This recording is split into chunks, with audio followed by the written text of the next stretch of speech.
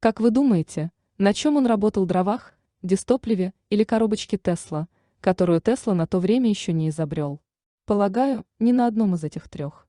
Это обычный паровой локомобиль XIX века. Что там превращало воду в пар, мы уже не узнаем. Но трудно представить мужчину, который сзади, чтобы он подбрасывал дрова и, как в детской песенке, бибикал без конца. На то время это была техника класса люкс, и вряд ли ее владелец позволил себе пачкаться и дышать гарью. Тем не менее, котел этого локомобиля был тоже сделан на клепках. Предвосхищаю мысли сторонников теории ядерных генераторов урана или радия, там не было. Где клепки и где уран? По одной из мыслей, принцип действия таких локомобилей был схож с аналогичным принципом локомотивов на железных дорогах Швейцарии. Только там все зависело от рельсов и стоящего на них храма. А здесь, скорее всего, для подобной техники и делали те самые железные мостовые, которые местами еще сохранились, например, в Кронштадте. Не исключено, что для таких локомобилей, и этого не требовалось на колесах, наблюдается подобие резиновых покрышек. Энергетика прошлого есть загадочная вещь. Но вернемся к клепкам. Это обычный понтон, запечатленный в Египте в период 1860-1870 годов. Откуда он там взялся? Возможно, его оставила армия Наполеона после переправы через Нил, а местное население потом приспособило. Но не пропадать же добру. Но нас будет интересовать совсем не это. Взгляните на его исполнение. Это сколько же надо было поставить клепок, причем такого же идеального размера. Ну, допустим, такое изделие еще можно собрать в цехе из двух половинок, и клепки можно забить средствами малой механизации. А как быть здесь? Набить такое количество клепок в полевых условиях в наше время совсем нереально. А это всего лишь вновь выстроенный водопровод где-то в США в период 1880-х годов. И как ни странно, сварка стальных деталей в то время уже существовала, но никто не захотел воспользоваться таким ноу-хау. Почему? Капитализм, как известно, всячески стремится сократить любые издержки, в связи с чем постоянно совершенствует технологический процесс. Но здесь, похоже, не тот случай. И действительно, ставить клепки было проще простого. Каким, интересно, образом? Это строительство пролетного сооружения в Германии в конце XIX века. Что делает рабочий, а главное, что за волшебная машинка закреплена на противоположной стороне тавра. И на нее, как в колхозных мастерских при электросварке, положили лом для улучшения контакта. Наверное, это и есть та самая наковальня-поддержка, а лом положили случайно. Один случай – это всего лишь случаи. Смотрим дальше. Это фото какого-то американского цеха по сборке металлоконструкций от конца XIX века. Ничего необычного на нем нет. В качестве поддерживающей наковальни используется другой пневмомолоток, который держит афроамериканец. Клепки в проектное положение забивают раскаленными, что в общем понятно. Обратите внимание на диаметр клепки. Он на вид составляет около 10 мм. Мощности молотков для деформации такой клепки вполне достаточно. Это фото из той же страны и того же исторического периода. Сюжет почти аналогичный, разве что работы идут в полевых условиях.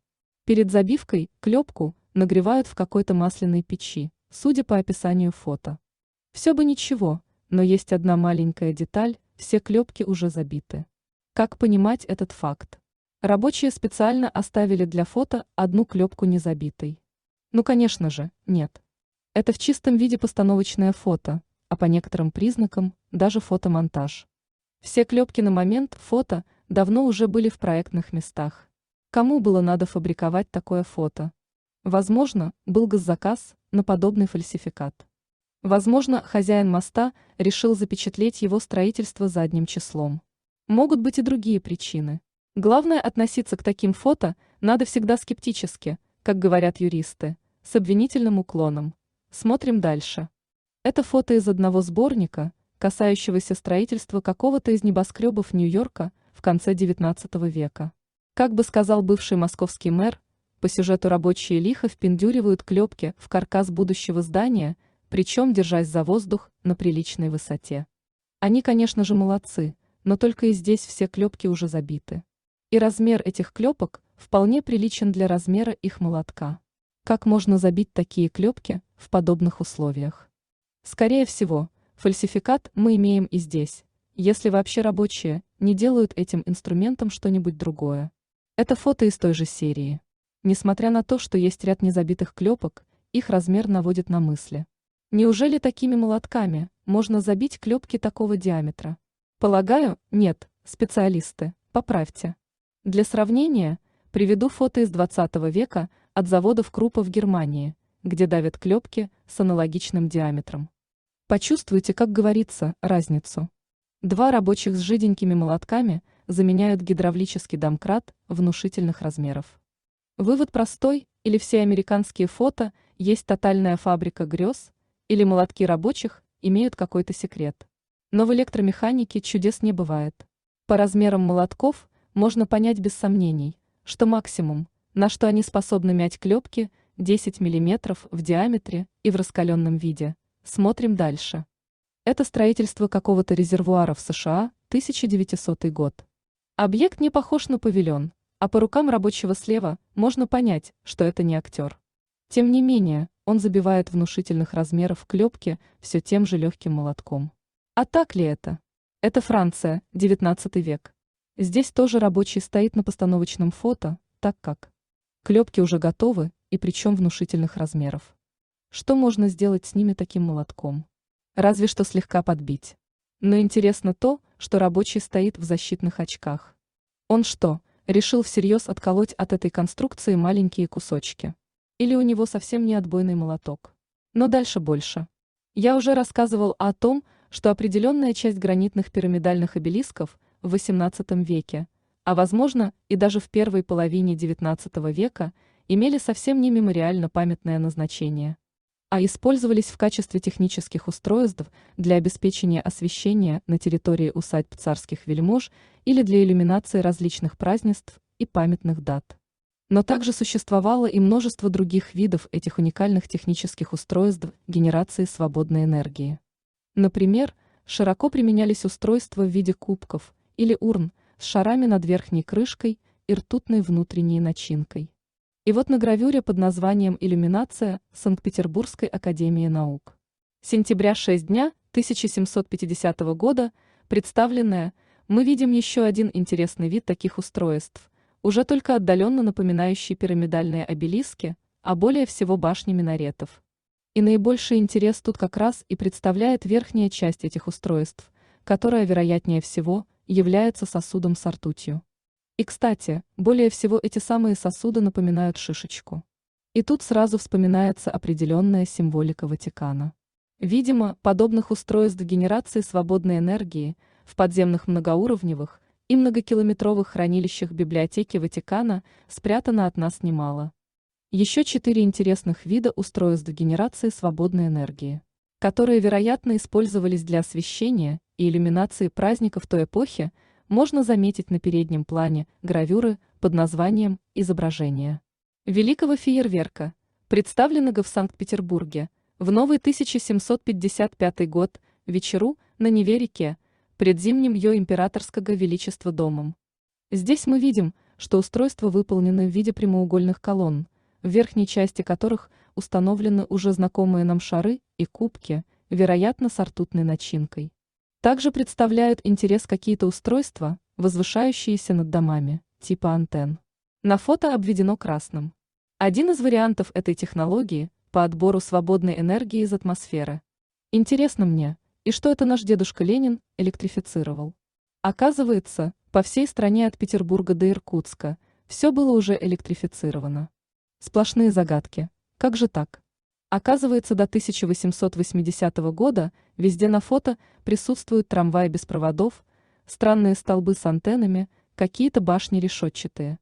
Тут я вспоминаю Николу Тесла. И подкрадываются ненароком предательские мысли. Действительно ли Тесла все это изобрел? Или это уже все было, а он только хотел восстановить эти технологии? Вопросы. Как вы думаете? Здесь возникает вопрос, каким образом сияют маковки на башнях. А ведь этим снимкам явно более 100 лет. Тема иллюминаций уже не новая, многие исследователи поднимали вопрос о загадках этого явления. Решил проверить сам, насколько это так, и посмотрел по иностранным источникам. Могу констатировать, что действительно не так все просто. Все источники, так или иначе связанные с технической стороной иллюминаций, закрыты или полностью, или купюрами в самой интересной части. Материал для этой статьи пришлось набирать из архивной желтой прессы, типа такой. Это вид ночного Парижа. Здание явно увешано какими-то шарами. На дереве тоже что-то висит. Это Франкфурт в 1730 году с гербом Российской империи. Очевидно, для шаров сделаны специальные декорации. Выглядело, наверное, очень красиво. И вновь видим, что на здании висят шары. Факт становится неопровергаемым. Еще стоят елочки, но про них немного потом. Есть какая-нибудь деталь, которая объединяет эти картины, ну кроме естественно всеобщей эйфории? Конечно же, есть. Это есть не что иное, как загадочные вазы на выступах здания, они же эфирные конденсаторы. Это вообще шедевр. Обратите внимание, какой формы эфирные конденсаторы наверху над колоннами. Это сооружение настоящее, его только приспособили под иллюминацию. А вот сзади уже декорация, и елочки уже больше похожи на миноры. И все обвешано какими-то шарами, видимо, на сетке. Догадайтесь, где это и когда. Правильно, Москва, сверху ГУМ, снизу набережная Москвы-реки. Фото с коронации того же Николая II в 1896 году. При коммунистах такого не было никогда, да и сейчас тоже. Маленький вопрос для школьника: какой должна быть мощность электростанции, если на 1 погонный метр линии освещения всего этого уходило 4 лампы по 25 вторник? Он скорее всего ответит, если продвинутый, что таких электростанций в Москве того времени быть не могло. И будет прав. Это тоже иллюминация, не потребляющая внешнее электроснабжение искусственного происхождения. Как ни странно, здесь тоже все делалось посредством эфирных конденсаторов. Ну и в заключение еще одно фото на Парижской выставке демонстрируется достижение электроосвещения. Не такого, как сейчас, как вы, наверное, уже поняли. Это 1890 год.